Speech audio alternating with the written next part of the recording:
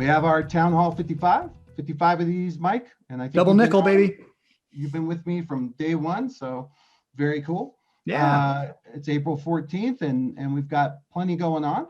So I think you know Mike and I. My name's John Best. I'm the CEO of Best Innovation Group, and Mike is the longtime runner and basically the king of media in the credit union. Really? Well, I don't know about that. The media kingpin is what I would call it. Okay. I'll put that on my resume.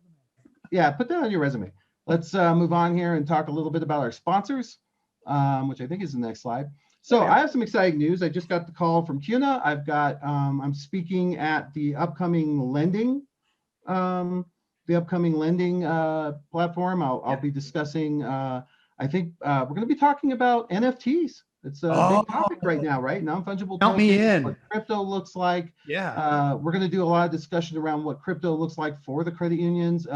And it's interesting because in lending, it's really becoming something that's very specific around crypto assets and people wanting to buy securities and assets with crypto. So I'll be at that one coming up. I think it's May 18th. So if you're in the lending area or someone in your organization's there and you're interested, you certainly can sign up for that.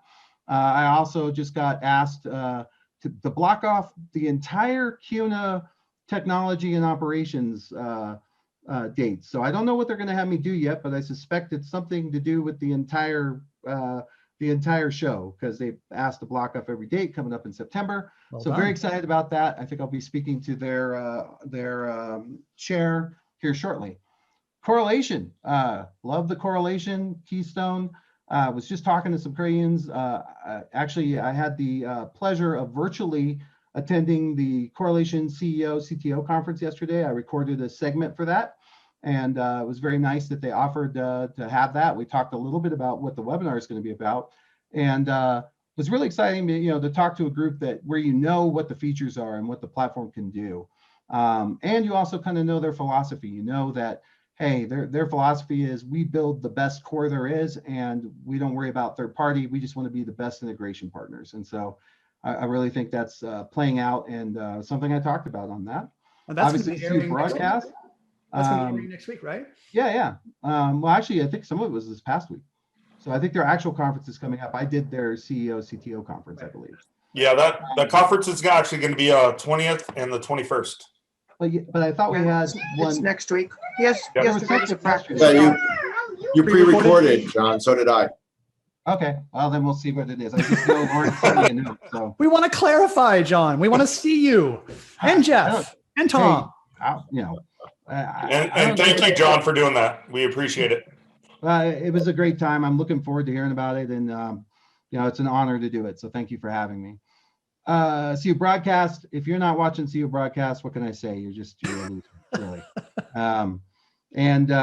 I've got some more of that virtual stuff. I can't. When are you getting that done? I can't wait. Oh my gosh, I keep forgetting. We were camping last week, and then it just set everything back. So now I'm kind of behind the 8 ball on that. So I apologize. We'll get it out later this week for you. They don't allow laptops when you're camping. Well, the Wi-Fi connection's a little you don't need Wi-Fi to edit video. See, you can't trick me, trickaroo. I know what's up. No, I got a dog and twins and a wife and all that type of stuff. And yeah, you act like all that's important. Smokes. I'm exhausted after that. No, and it's a lot. And what we got to show is pretty cool. It's a lot. And actually, I have some stuff to add to it. We just finished yesterday the first online virtual meeting of credit unions, and it was pretty incredible with our innovation club. So I've got some video, the release of that, and some background. It was pretty cool. Obviously, Best Innovation Group, you know us. We do cool things for credit unions, particularly in support. Lately, we've been doing a lot of help for people converting off of home banking and onto other home banking, doing things like stress tests, third-party validation of integrations, actual integrations. So, it seems like everybody's looking to really drive that digital train, and even helping people who are building on platforms like Backbase and others. So very exciting to see people kind of moving in that direction. So let's move forward. So thanks to all our sponsors. Today's host, the man with a plan, as I like to call him, my friend Glen Sarvady. He's the managing principal of 420 Advisors. It's a cannabis advisement group, I believe, where if you're in the cannabis industry or even just a user, you can call Glen and he'll talk about that. Right, Glen? Resistance is futile. I've given up even trying to stop you. Well, it's your fault for giving a 3-number thing in your name of your company. So all roads lead to 420. honestly, he is the best payments guy I know. As a matter of fact, I just recommended you today. They wanted someone to talk about Fed Now, and I said there's no better person than Oh, Glenn. thank you. Yeah, so I'm hoping they call you. CUNA was interested in that. So let Glenn, you and I talk frequently. Welcome back, by the way. I hear you just got your second vaccination. You seem to be doing okay, from what I can So tell. far, so good. We'll see what I look like at the end of the Yeah, hour. yeah. You haven't called me any weird names or anything. You're a little blurry, but I don't know if that's the video or just the vaccination, so it's hard to tell. But yeah, let's, Glenn, you had a couple things you wanted to discuss, and it's such an easy conversation for us. So why don't we let's jump in? What you got? Yeah, and I'd love for it to be as interactive as possible. So, I mean, I think a lot of these topics really lend themselves to kind of hearing what people are seeing in the field. But the thing that has really been at the top of my mind for the last month or so now is this announcement about the Payments Leadership Council, which I think of as kind of a counter to the Merchant Advisory Group to some extent. Mm-hmm. And I'm assuming most people have seen the announcement, but just kind of to recap, Visa, MasterCard, American Express, Discover, the usual, card network folks have basically joined forces with Fiserv, FIS, and Global Payments, who I think it was kind of the big three in the processor acquirer space, and started what looks like, for lack of a better word, a lobbying organization that is working under the banner of the Payments Leadership Council. The part that makes it particularly interesting to me is that they have brought in as their initial founding director, the executive director, manager, whatever, Raj Date, who had been the deputy director in the first wave of the CFPB and is very tightly aligned with Elizabeth Warren. So to some extent, kind of, I think of it almost as changing sides. I remember I did some work back in the late 80s, early 90s in Detroit. And I always thought it was interesting that I discovered that, particularly on the legal side, the general counsel, the union stuff, there were a surprising number of people who kind of kept flipping sides between the labor side and the management side. And it almost feels a little bit like that to me.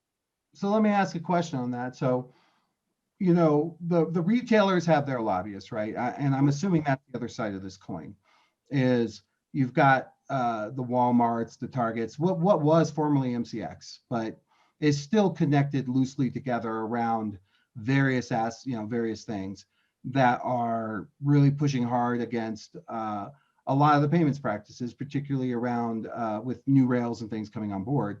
Then you got the old guard connecting up along with the second level of the old guard, which is really the rails of that old guard, that the technology rails that are being provided that have formed. It's almost like admin formed a union and the workers formed a union, and now they want to lobby on their behalf. Is that kind of the way you see that? Yeah, I mean, the way this is purely speculation, but I think it's a pretty clear, response again to the Merchant Advisory Group, who have been very well organized, and I think it's fairly commonly believed within the financial industry that Dick Durbin is closely aligned with the merchant side and the Merchant Advisory Group, and that's what's driven a lot of the Durbin Amendment. I don't think it's a coincidence, and the timing just happens to work out that way. There's no direct correlation, no pun intended, with our sponsor. But the fact that they announced the formation of this group almost exactly at the same time that for the second straight year they put off any change to interchange rates, which is always positioned as not an increase in rates but an adjustment. But on a net basis, I think we can kind of safely assume that it probably nudges, at least in the long term, in terms of moving the price up for online transactions, ones that are more costly, et cetera. And that obviously gets the backs up of the merchants. So it feels to me, after 2 years in a row where the financial side's been outflanked on that, and also seeing a lot of noise around, kind of Durbin 2.0 and getting more serious about those things, I think they finally kind of said, okay, we need to get some more horsepower so we can be better represented in the halls of Congress and, behind the scenes in the lobbying exercises. So that is what I think is happening. So for instance, let's talk about Durbin 2.0. So what I want to do is kind of relate this back for the audience here of I think they listen to this and they want to, payments is particularly interchange is somewhere around 26, 27% of their income, and it's not something they do a ton to get. So Durbin 2.0, I don't know much about what is. The only thing I could think of that would be very controversial is if they went from 10 billion to 5 billion or something. Do you know what the specs of that are? It's all speculation at this point, but I mean, when you really think about it, Durbin 1.0, or whatever you want to call what's in place today, really focuses on debit. And I think that's another conversation I think is worth having. Sure. Again, really particularly around the under $50 electronic transaction without a PIN, those sorts of things, right? And again, like you say, the exempt and non-exempt organizations that are constrained in terms of what they can charge for debit, which I think is actually, again, we'll get to that next, but the speculation is that, like some other countries, that we may see a greater attempt to control interchange on credit as well. Right. So that's where it gets, I think it's more likely to be that. I think debit has been, kind of squeezed to the extent, I'm not sure how much further you can go on debit. Well, and I'm going to throw this at Kevin. So Kevin, back when Durbin first came out, we immediately noticed Walmart made a change to their system that anything under $50, whether the customer chose to or not, was getting run as a pinless debit because it was cheaper for them. Right. And they continue that to this day, as far as I know, which, I don't know what the estimations are, but it has to be pretty massive for the savings on that in terms of versus a PIN-based transaction. But that was the first thing we saw. And it also reduced security. So we noticed people who sort of figured that out, the same kind of people that figure out when you're in stand-in. So what other things of the first Durbin, Kevin, did we notice? I remember we were kind of together when that happened, but I know you were in charge of that department. Yeah, I mean, there was more noise about everything than anything else I can remember. I don't remember anything specifically impacting us off the top of my head. But I think the fear of what Durbin 2.0 could be is, if you listen to the retailers, specifically some of the large retailers, and Walmart is the loudest of those folks, and they believe, they're paying a penny or two for interchange up in Canada, and they're saying, what's the difference between a transaction run here and a transaction run there from a fraud perspective? Any way that you want to justify that, doesn't really work in Walmart's eyes, and they've been pushing and pushing and pushing, and coming up with alternative things. We just saw 2 of the food delivery services are now coming out with a credit card. So everybody thinks they can have a credit or a debit option out there, and are trying to get a piece of that interchange income that that our industry is lucky to have so far. But Durbin went after it hard before, and now that we have a 50-50 in the Senate, I think it would be interesting to see what comes out of Durbin 2.0 and what's adopted. Somebody said if we move Walmart to Canada, everyone wins. Well, except Canada in the chat. One of the things that this is the next piece that I was going to talk about. And Kevin, you obviously Walmart's often led the charge on this. Kroger gets very aggressive, and we were talking about very large retailers that use, and they can control and program and do a lot of this stuff.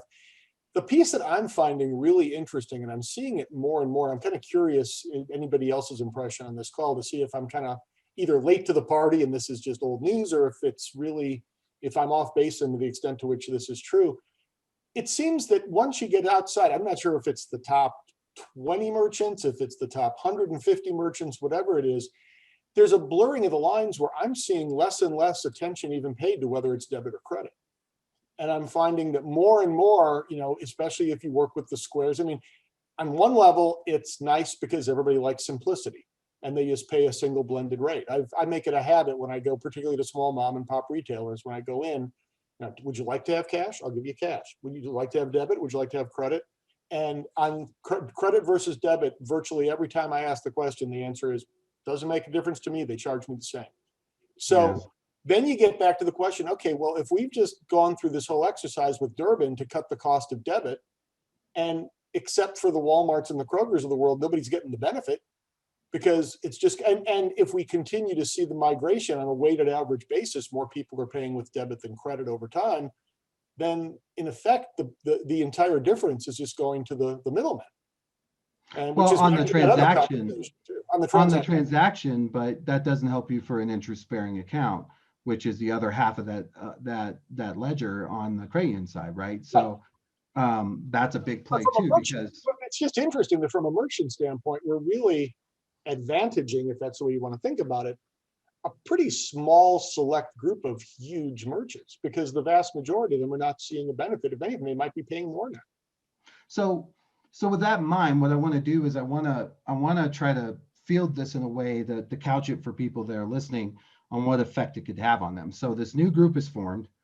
They're going to defend interchange theoretically, right? Because they know that their clients depend on it and their systems depend on those rails, and they want those rails to last as long as possible. I'm assuming they'll do two things. They'll play an inside game and an outside game at the same time, where they'll be working the hallways, to make sure they don't get outflanked as they have the last 2 years. First year probably wasn't anybody's fault, quote unquote. Right. It was just the pandemic, where it just would have been really bad optics to you're pushing a price increase through then. So they're going to make sure that they don't have any resistance there. And at the same time, my guess is they're going to start putting together something that's a bit more of a promotional message about the value of what's being provided behind the scenes. So I think Right. both sides of that are going to be part of the game.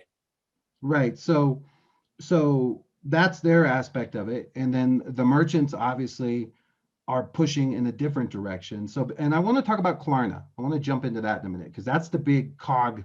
To me, that's the wrench in the works. I want to go over that in a minute. But before And more broadly, when you say Klarna, are you referring to buy now, pay later? Yeah. Buy now, pay later. But I like Klarna just because Maya Rudolph's in the commercials, and I think she's funny. But I want to go and pull in my CEO constituent. Tom, interchange disappears tomorrow. How's that work for you?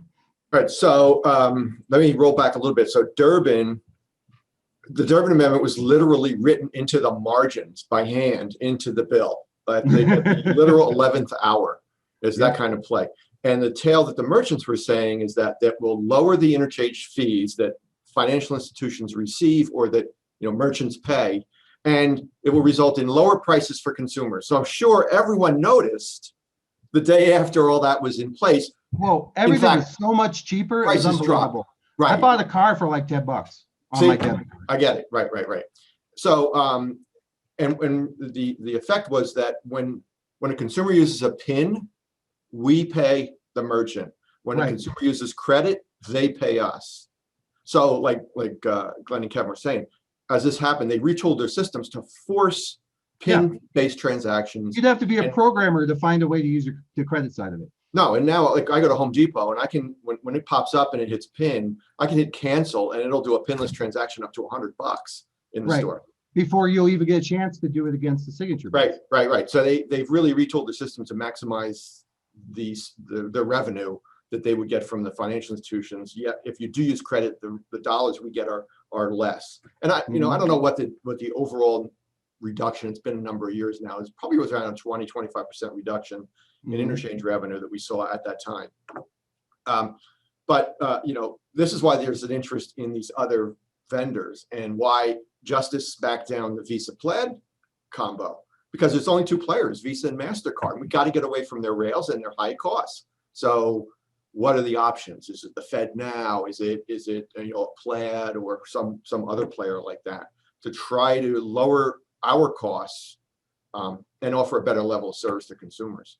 So, Visa and MasterCard are the dinosaurs, and they know it. And that's why they're trying to pick up these other vendors. Well, and that's what I was going to ask you as a person running the organization. How do you look out into that future? Because your problem is, it's like you're very dependent on Visa or MasterCard, whichever you have as a provider. And so you kind of don't want to bite the hand that's feeding you, but you also recognize the hand that's feeding you is running out of food. And so you've got to find another way, so which side do you think you're on? Are you on the merchant side do we, as credit unions, the size we are, do we side with the merchant, what's it called here, the merchant advisory group, or do you side with the one that was just formed, or are you in the middle or agnostic? But you can't be agnostic because it's so much of your income, right? Yeah, we want to side with the group that's going to give us options outside of Visa and MasterCard. Okay. So And that that's might be going a to take third group. time from contract renewals and negotiations because there's exclusivity clauses in there. So that's Yeah. going to be a long-term play. Tom, I'm curious. I mean, the conversation we're having, the Home Depot example, the Walmart example, the Kroger example, how far down, and we're talking typical 80-20 rule, that's where all the volume really runs, particularly on grocery that tends to be a little bit more heavy debit centric. How big an organization do you think you need to be before you can start building this kind of programming into your decision process at the point of sale? Because I'm just wondering, I mean, in terms of a merchant, Glenn? Yes, on the merchants. I'm just wondering, are we only really doing this for the benefit of about 20 merchants in the country? No, yeah. Your comment on that was, I think, spot on, because the small merchants are dealing with these resellers, these ISOs that are just giving them flat rates, or if there's the difference, it's so minor in their scheme of things that really it is the major large merchants, Walmart's, Kroger's, supermarkets, those guys of the world. That's really where the benefit and the opportunity is to exploit the process. I'm going to scare you a bit. So I got this weird opportunity to attend this event this weekend that I've never seen before. It was the Tony Robbins Platinum Finance Event 2021.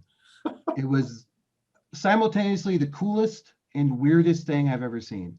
You have to pay 85,000 or something to be part of this group, but we were speaking at it. So I got to be a part of it and see it.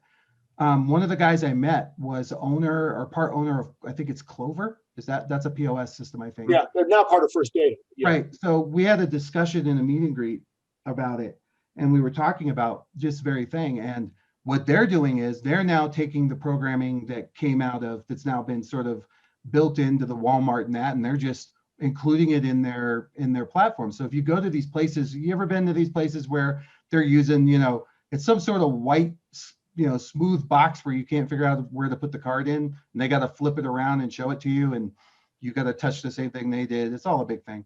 But what's happening with that, I find fascinating, is that two things. One, it looks like they're working towards a card capture program. So a lot of these guys are coming up with these third-party apps, like, for example, Loaf and Jug, I think, is owned by Kroger, if I'm right. And they just came out with their app, so you can just point it at the gas station. But what the whole point of it is, you get the 10 cents difference. That's because it's not another card. What it is an app like the Chick-fil-A app, where you're depositing money into what looks like a 16-digit number, an account that you then can spend, but it's actually in the Chick-fil-A, almost like a gift card type of feature. And so what he was saying was the two things that are happening are, one, that programming is going downstream into these POS that are being sold. And a lot of vendors are walking away from these classic ones like Vifone, some of the bigger players, and towards these things like Square and Clover that have this programming built in. So I think the answer to the question is maybe not now, but it's pretty soon, because why wouldn't you just include that in your programming? Because that's how you would sell yours over someone else's. And as long as that's probably taking it further down the league table for merchants, but as long as they put enough energy into the thought process, which would be all the quick serve restaurants and folks like that. So before we get to buy now, pay later. And I see a question in the chat as well that we should. Oh yeah, okay. Let's answer that. Adrian asked, and please, anybody else jump in. Does anybody have insight on how the European debit card model looks versus the U.S.? My thought is that Durbin really narrowed the difference quite a bit, but the big difference is that basically signature doesn't exist. I mean, they're totally nuts. Signature is not a thing. You can't sign. As a matter of fact, they get upset with you. Like I was in Scotland, and they're like, "You and your damn cards," because we didn't have our chips on them just yet, and stupid Americans trying to buy their whiskey in Scotland, and you were stuck because you got to choose between the conversion rate and the other, and there's a whole bunch that goes into that. But I think the more interesting European, sort of semi-European move is is it Raiffeisen, which is it in the big bank that's controlling all of this in Desjardins in Canada. because that's where the 1 penny comes from. It's because it's a centralized model under Desjardins, and I think it's Desjardins, and everybody's under that in terms of the Canadian rails, which is similar, I think, to what's going on in the EU as an organization. And who knows what happens in Britain as they break away. There's also the other thing is they've implemented PSD2, and PSD2 is creating a new rail that these young, smaller retailers can use, which is allowing to do, the big game in the Visa retailers is, can you guarantee funds? Can you put a hold, right? That's the number one thing. Because if you want to get paid by somebody and they hand you a card to guarantee the payment, you want that hold. That's what, big part of what Visa is providing. With PSD2, you could go in, look into that person's account on the retailer's behalf, as long as they give you access into the platform, and you can perform that hold yourself. So that's what's changing also in Europe as well, from what I understand, having spoken to a few people in that space. But I was fascinated by the POS vendors looking at what's coming down the pipe, and even they feel like they're going to get displaced by apps and things like that are going to just wind up being interfacing in a more generic way to something like FedNow or something. So, which gets us, a totally separate track we can talk about, and we'll probably run out of time, but the whole financial inclusion point as well, because talking app, you're talking smartphone, there's still, the bottom line is there's some people who don't have smartphones, there's some people who don't have enough money to load it into an app, so you're carrying separate balances on account. And there are people that can't even open a checking account. Yeah. And so you're done no matter which way you look at that. I think you can look at M-Pesa or some of those others as a model for that down the road, but that's getting into crypto. But let's back up before we get crazy. By the way, 63,000, you now owe me a beer or something. I know you do. That was a bet we had many years ago. I lost that bet so long ago, and unless I hold out, it's. But if I'm Tom at Aspire, what the hell is my payment strategy going forward in this environment? What does he do? Does he start sort of investing in connecting himself to other things, hoping that one of them will pan out or it'll get consolidated? He's not big enough to go challenge Venmo or to get PayPal to talk to him. Not that I'm disparaging you, Tom. I'm just being honest about, I know you agree. What does he do?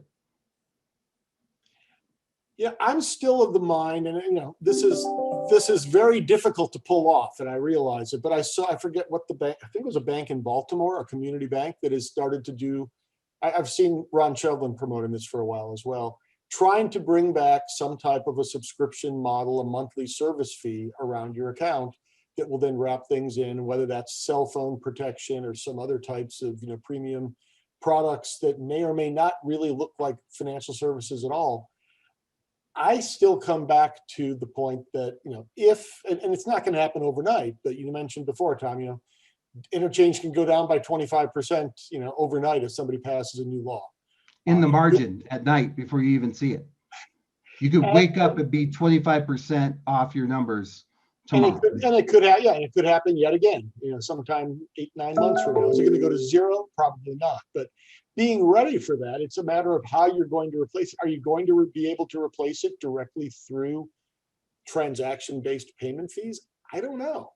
I don't think so. Especially with something like FedNow, it's probably going to be priced something that looks more like ACH than it does like a credit card transaction.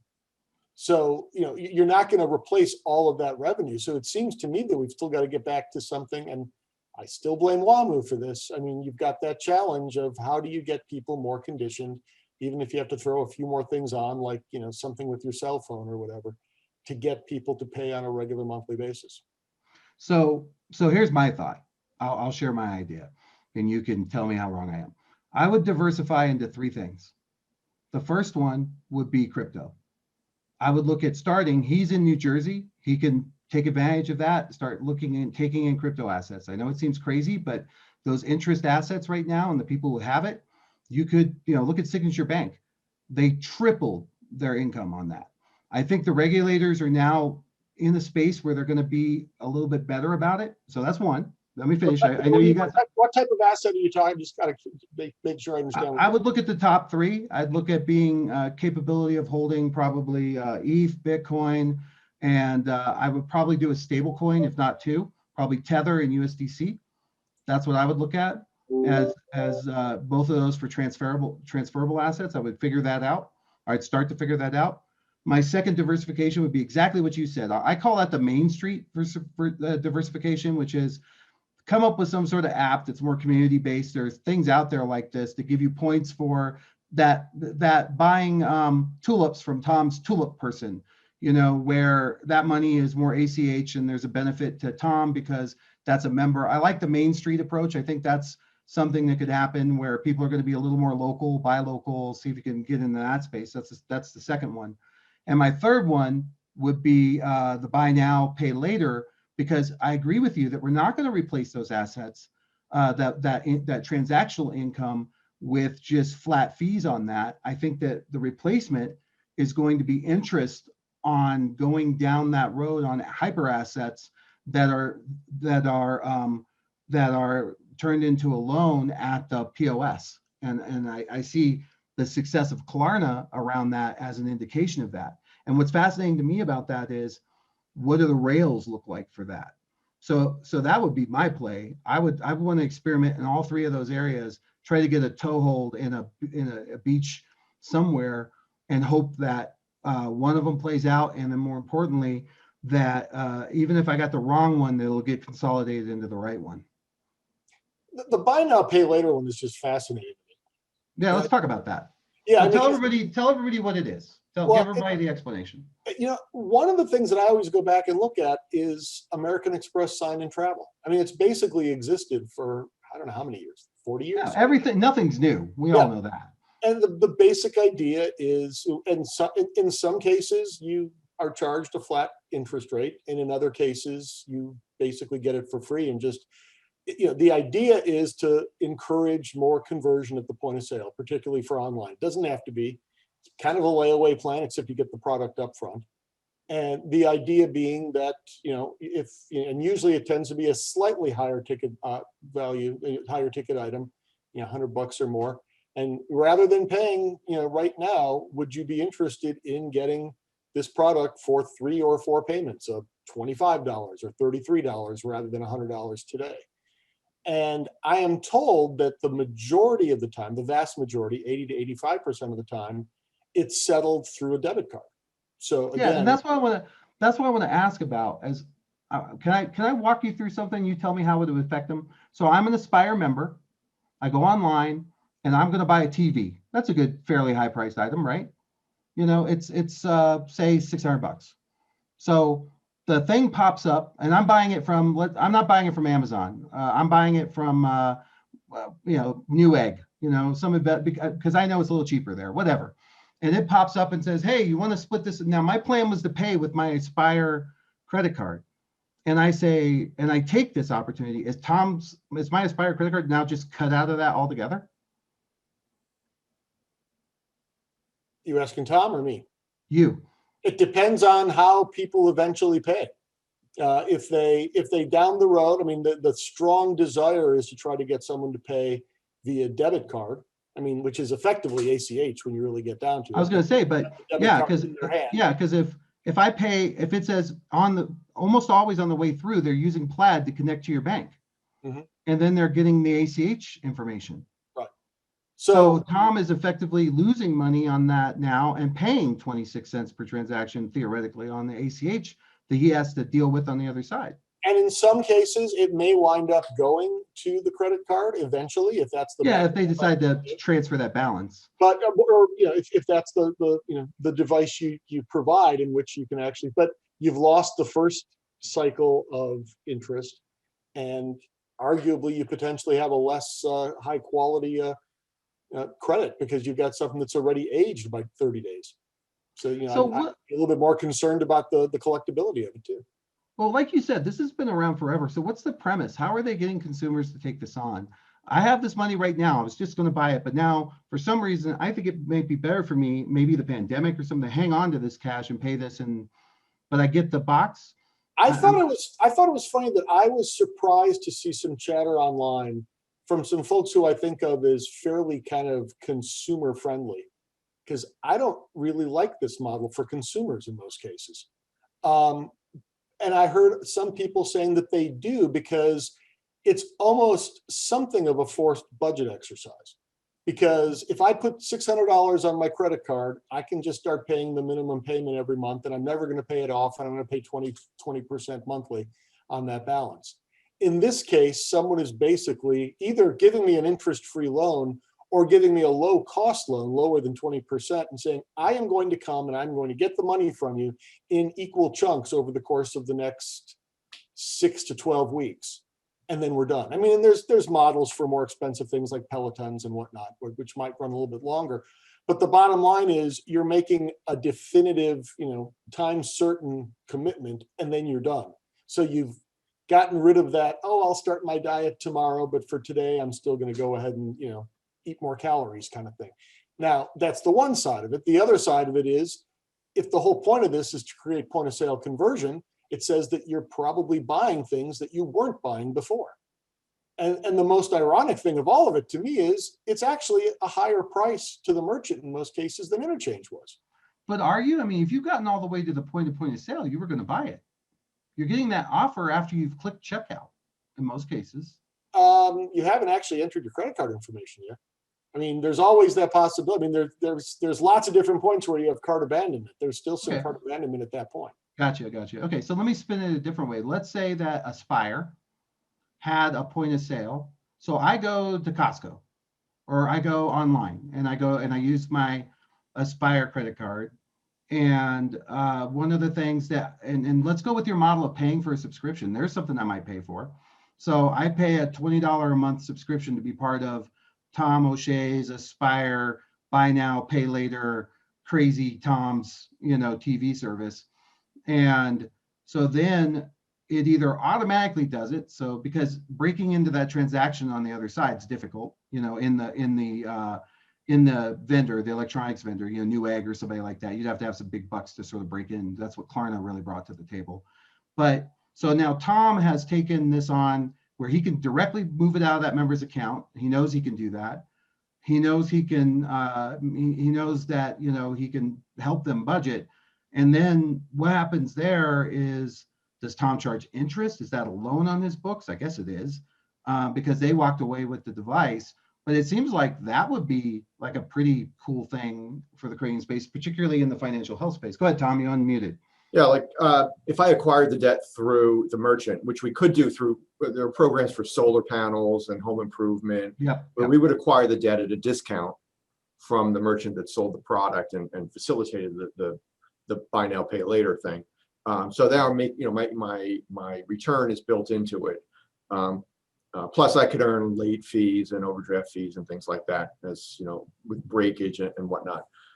If I'm doing it on my own, now here's an area where you could use some AI to step in to say, okay, it sees a larger transaction come through on my debit card outside, maybe it's $500 as a floor. Well, I push back to the member and I say, hey, we'll finance this to you for, let's say it's a subscription model.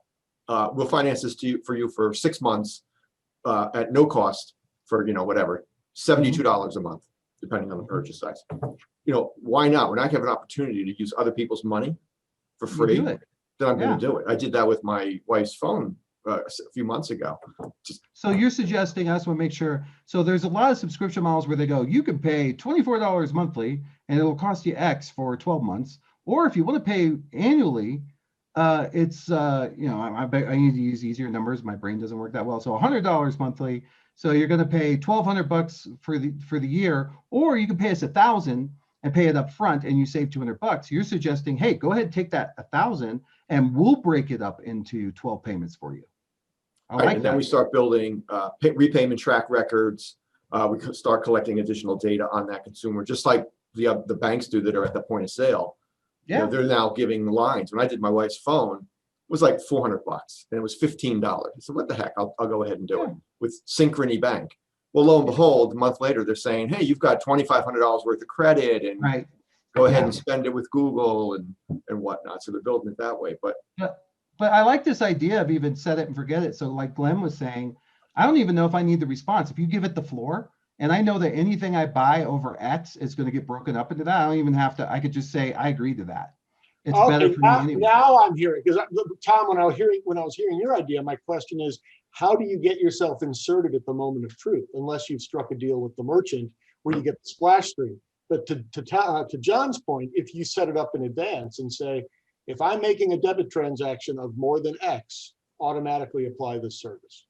That I would think be you got to nice. go, you got to go further than that. When we need the intelligence on our end to say, when we see a transaction that's more than X, which could be a function of their payroll direct deposit as a factor to understand revenue, income, and an ability to repay, push that out to a text and say, hey, you just made this purchase. Would you like us to split this up, save your own cash, use our money? Click yes, and we'll scroll through some disclosures or whatever we had to based on the tech transaction. Well, And then I facilitate think, it for them Yeah, without prearranging. but I think you could opt in like courtesy pay. I think you could opt in ahead of time, and you could use the courtesy pay rules, and it would just do it up to a certain point. It would say, listen, we're gonna up to $2,500. If you spend 500, I'll break that into 5 payments. Another 500, I'll break that into 5 payments. And till you exceed the 2,500 that we've broken up, and as you pay off, those others come back. Man, we just came up with like a really cool idea. I mean, that would be, and you know what the best part about that is Glenn was pointing out, there's no switch necessary. I could do it all in the core.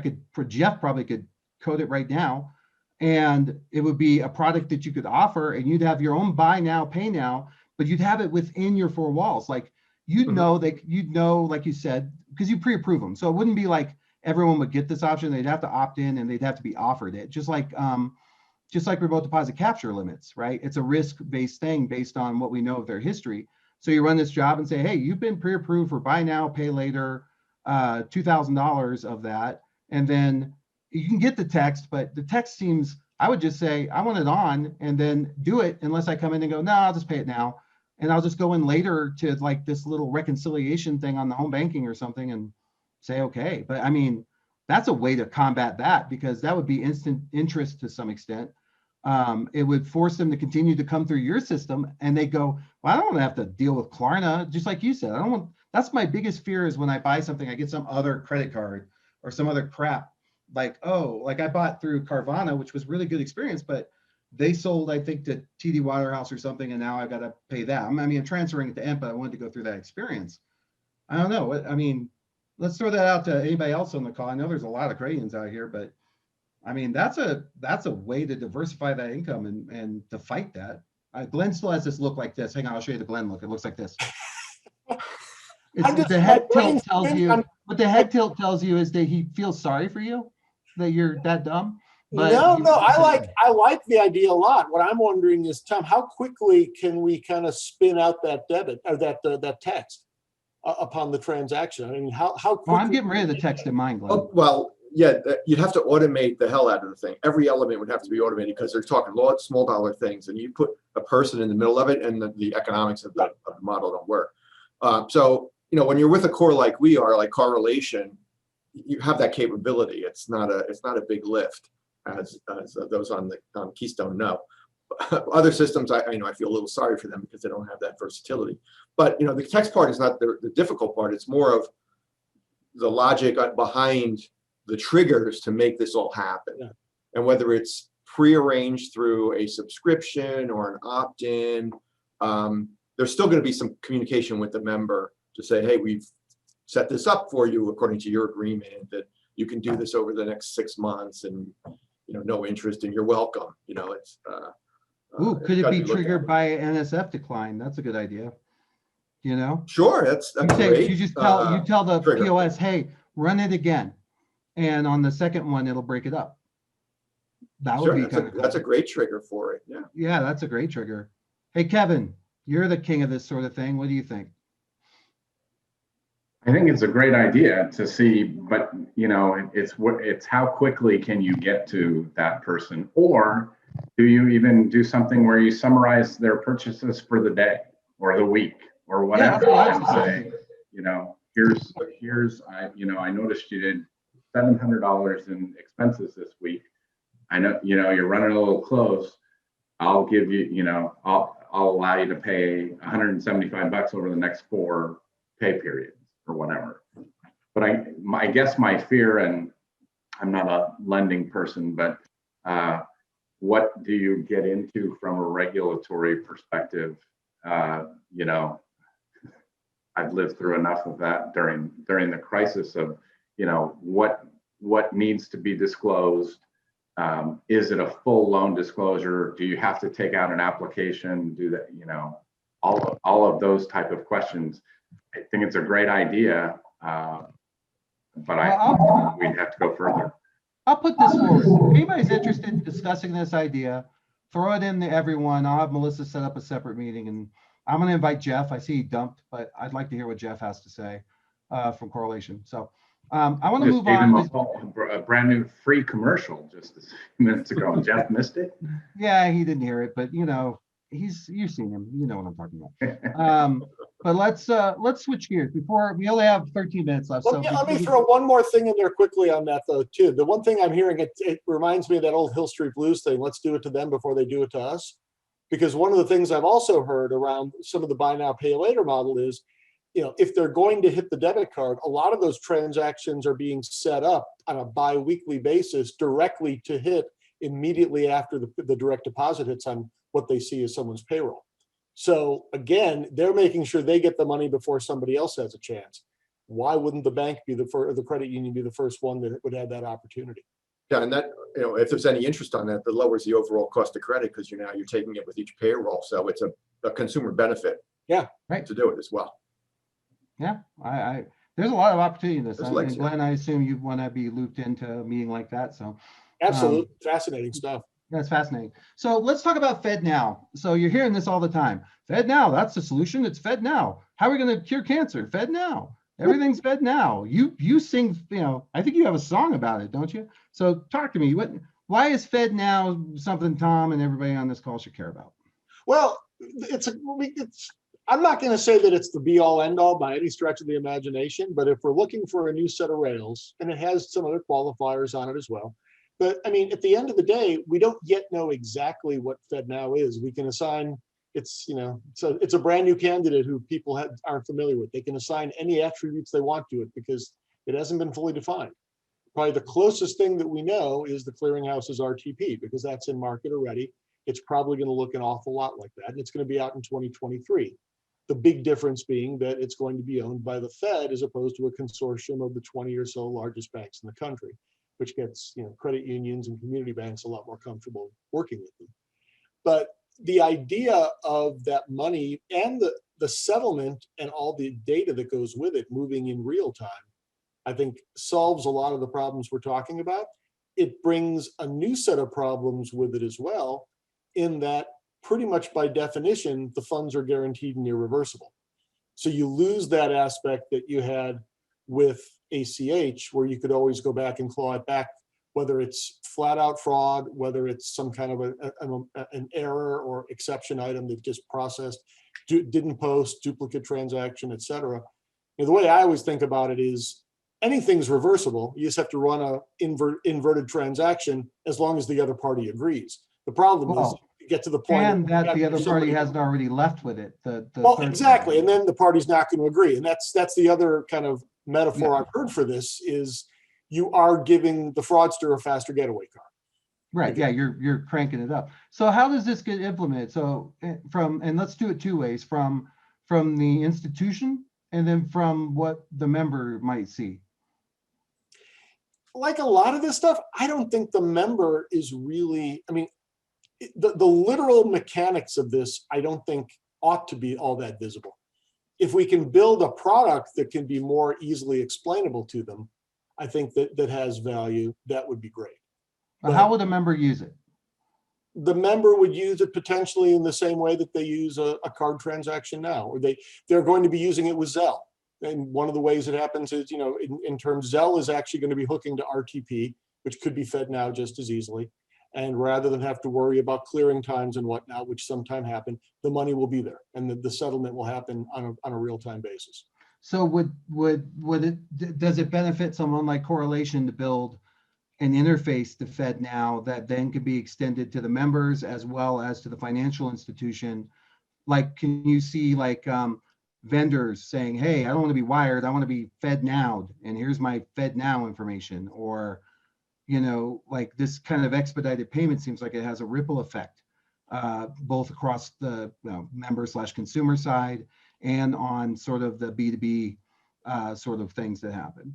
I think that's absolutely right. And I think so far what you've seen is, at least on the RTP use cases, they're very heavily weighted toward B2B. So, I mean, those are the first ones out of the chute, in part because I think there's a lot less of a concern about fraud. You don't get well, and they're less complex usually too, right? It's just Tom needs to move a big chunk of money from his institution to cover a mortgage play or something like that. And the faster it gets there, the better off he is. If it's pure account to account, then absolutely. Or yeah, like you say, on a mortgage settlement or something like that. But also in terms of B2B, where you're talking about, taking discounts on an invoice, aggregating 4 different invoices, you need the ride along information that goes with it. I mean, those types of things, you've no longer got those two decoupled, and you have to go back and reconcile them on the back end. So what's the cost on it? That, I don't know what RTP is charging now. FedNow has not officially announced it, but again, one of the challenges, and Tom, that we were talking about before, and you used the phrase wire. I mean, wires are still pretty pricey. This is going to be less than a wire. That is actually going to erode another revenue source for, if it does replace, any type of meaningful volume on wires and things like that for the institution. So you better make it up in volume someplace, or other kind of convenience fees. Interesting. So for example, a lot of home banking products have a ACH sort of component to it. Not Zelle, but like, put in your ABA number, put in your account, and we'll use our ACH system to send something out. So will the Fed now use the same ABA routing system and all of that that's being placed today in the Fed? To be determined. I think the assumption at this point would be yes. Whether they're going to build in an alias capability, which is kind of the way, a lot of actually, now that I say that, probably not, because somebody like Zelle has already built that in. The way RTP keeps talking about this is, all we're doing is providing the plumbing. We're letting the marketplace decide the use cases and the actual applications that ride on top of the rails. So from that standpoint, they probably don't need to build that other capability in. They need somebody else to code that on top and make that, magic conversion in front of it before they actually submit the transaction. So, for example, for Tom to be able to provide that ACH process, he has to be an ODP, I think is the term that's still used for the ATM. Do you think that translates into being a FedNow endpoint, or do you think that's another certification? Do you think there's a play for corporates? Absolutely. I think it's going to all go through corporates. I think the middlemen, whether it's the correlations of the world, that's why one of my big concerns about FedNow, they've accelerated their rollout. Accelerated is kind of a misnomer. It's 2023 at this point. They originally said 23 or 24. And one of the concerns is, if you get going in 23 and you're at a cold start, it's going to be a while before you build any volume. They've got a pretty good pilot program going now, where they're actually letting a whole bunch of the service providers in under the hood so they can understand and start coding to it. So the hope would be that by 2023, not only will the service be live, but there will be a whole lot of other ride on top products that will be capable of taking advantage of it. So, and I think that's where that would come into the play. So the Aspire or anybody else would actually plug into those rather than plugging directly into the FedNow system. So it seems like an obvious play that the Merchant Advisory Group would be eyeballing this. Oh yeah. Right. So that's another way that Tom's business could be cannibalized. Well, and again, if you're talking about the Merchant Advisory Group, and again, if we assume, and I think it's true, that the Merchant Advisory Group skews very heavily toward the big box, largest retailers, they're probably all using the biggest banks, and those biggest banks are the owners of the RTP network. So they're probably pretty far down the path on that network. Now we're talking about the mom and pops, both mom and pop in terms of the financial institutions, the community banks and the credit unions, as well as the smaller merchants too. So I think for everybody's just validation here and understanding, give us the difference between the RTP and FedNow. Remains to be seen. I really think about it in terms of the ACH network. You've actually got two sets of ACH rails, one that's run by the clearinghouse and one that's run by the Fed. The full capability in terms of interoperability and whatnot remains on the drawing board, but I think of that as the analogy. You're going to have two separate systems that essentially do the same thing. They might not be quite as commodified and being identical as the two ACH networks are, but it'd be pretty much the same thing. And the difference right now, the only real difference we know is it's going to come down to the ownership. It feels like early warning all over. Oh yeah, absolutely. Well, early warnings owned by the same people. Right. And so, and then they built what they turned into Clear, which eventually became Zelle. Clear to pay, right. Mm-hmm. And so, and the early warning group is a somewhat smaller group than the clearinghouse, but the same 7 or 8 that own early warning are all participants in our team. And it took years for us as credit unions to get opportunities to work in that space, right, to get them to us in. So are we getting they're definitely putting out all the right signals that credit unions are welcome. They've got somebody on the advisory board, but there is no ownership among the credit union world in the RTP system. Man, I wouldn't want to be Tom. I'd retire if I were Tom. You wouldn't. I'd be like, I'll find someone else to run this place. I'm out. Go I'll come work for John. You know, I thank you, Glenn. This is complex stuff, and it's meat and potatoes stuff that we all need to know. I really like that idea that we generated, this idea of how we might be able to take control of the buy now, pay later space. I think, yeah, if we can do a drill down on that in a separate call, I think that could be very valuable. Yeah, so if you're interested in that and you're still on the call, just go ahead and put your name in the thing, and we'll get a separate call. I know, Tom, I already listed you. You don't need to put anything in. I'll grab Jeff, and I like that idea too. I think it's a fascinating. We might even be able to find one of the vendors, you know, that has something sort of adjacent to this to help us look at implementing it. So it's like we say, it's not new. It's a new wrapper on an old capability, and there's just no real good reason why you need somebody from outside to come in and do it. Well, and at this point, what you know, who was it? There's some sports guy who always said, the best offense is, a good a fast defense. Yeah.